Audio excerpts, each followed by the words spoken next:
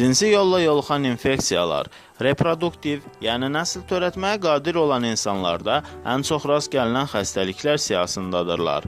Problemin bəlalı tərəfi odur ki, insanların bu xəstəliklərdən mütləq qorunma üsulu yoxdur.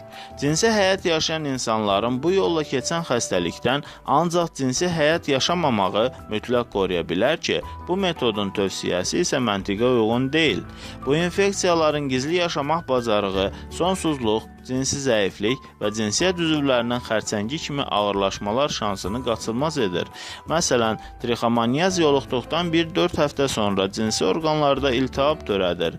Beləliklə, pasientin şikayətləri başlayır. Törədicisi mikroskop altda qamçılarının və membranının hesabına aktiv hərəkət edən ibtidai tək hüceyrəli mikrobdur. Əlamətləri isə cinsiyyət orqanlarından ifrazat, ağrılı siyma aktı və cinsi əlaqə, xarici cinsiyyət orqanlarında iltihaba xas qızartı və digər əlamətlərlə səciyyələnir. Bunlar da vaxtından öncə doğuşlara, dölyanı mayenin erkən axmasına, spontan aborta səbəb olar. Amma bu infeksiyaların məişət yolu ilə keçməsi də istisna edilmir. Məsələn, saunalarda, otellərdə, baseynlərdə fərdi gigiyena qaydalarına riayət edilmədikdə, ümumişlək məişət əşyalarından, məsələn, dəsmal, yataq ləvazimatından və ya şəxsin özünün olmayan alt paltarından istifadə etdikdə yoluxma riski var.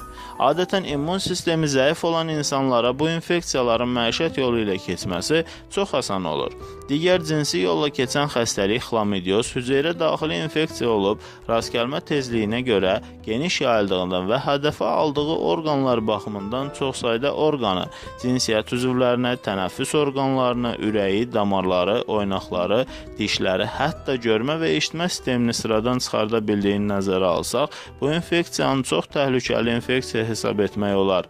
Məişət yolu ilə keçmə imkanı çox məhduddur. Xarakterinə görə virus və bakteriya arasında bir mövqe tutur. Yuxarıda adı çəkilən orqanlarda iltihab, eroziya törədir. Qoruma vasitəsi kimi təbliğ olunsa da prezervativlər bu tip infeksiyalardan qorumurlar. Bir tərəfdən prezervativlə örtülməyən nahiyələrdən infeksiyanın keçə bilmə riskini, digər tərəfdən prezervativin istifadəsi zamanı cırılması, çıxması və istifadədən sonra çıxarılması texnikasında mikrobun keçə bilmə riski tamamlayır. Hazırladı Rauf Kazımov, həkim, uroloq.